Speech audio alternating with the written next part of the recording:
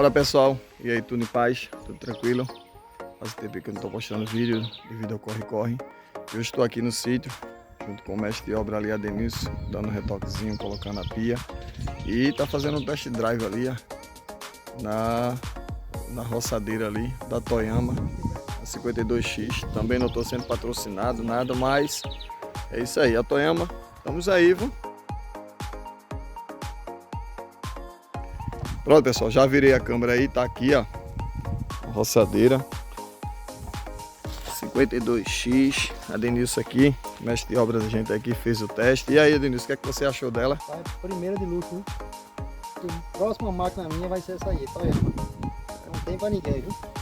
Primeira de luxo.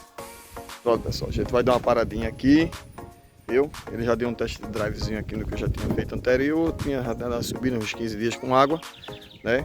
Aí daqui a pouco eu apresento a vocês aí como ficou lá dentro a parte da pia, beleza?